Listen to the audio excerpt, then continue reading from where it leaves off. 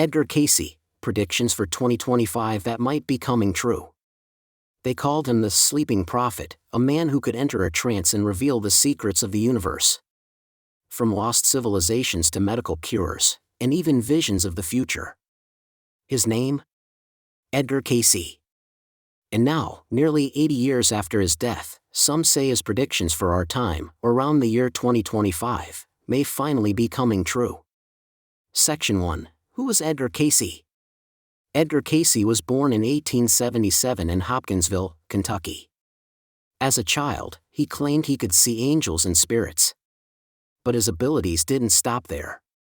By his 20s, he discovered he could place himself in a deep sleep-like trance and answer incredibly complex questions about health, history, the soul, and the future. He gave over 14,000 documented readings, often while unconscious. His followers say he accessed something beyond time and space, perhaps even the Akashic Records, a cosmic library of all human knowledge. Cayce wasn't a fraud or a showman. He was humble, deeply religious, and wanted no money for his insights. He preferred to be called a Christian healer. Yet his predictions ventured far beyond the church pews, into topics like Atlantis, climate change, and the shifting of the earth itself. Section 2. His most famous predictions. Let's walk through some of Cayce's most striking prophecies. He claimed Atlantis would rise again, and new land would appear in unexpected places. The poles would shift, leading to dramatic climate change and geological upheaval. Russia would become the hope of the world, not militarily, but spiritually. And perhaps most chilling, he spoke of a time when parts of the United States would be underwater. At the time, these ideas were shocking. But today, with rising sea levels, polar instability, and global unrest, some researchers believe Cayce's long-view prophecies may be unfolding. Section 3. What did he see about the years around 2025? Cayce never named the year 2025 specifically, but he repeatedly referred to a period of great transformation starting in the early 21st century. According to his readings, there would be dramatic shifts in Earth's climate, starting in the late 1990s and accelerating by the 2020s. The magnetic poles would begin to move, affecting weather, agriculture, and even the human mind. He mentioned upheavals in the Arctic and Antarctic that would eventually uncover ancient secrets, and possibly the remnants of Atlantis itself. His most controversial insight? Cayce warned that if humanity failed to live in harmony with nature and one another, there would be destructions in many portions of the earth. And many of these signs would emerge, he said, in our time. Section 4. 2025 through the Cayce lens. So what does 2025 look like when viewed through Edgar Cayce's prophecies? First, environmental turmoil, flooding in coastal areas, volcanic and seismic activity increasing in unusual places. From New York to Japan, disruption may be tied to Earth's changing energy.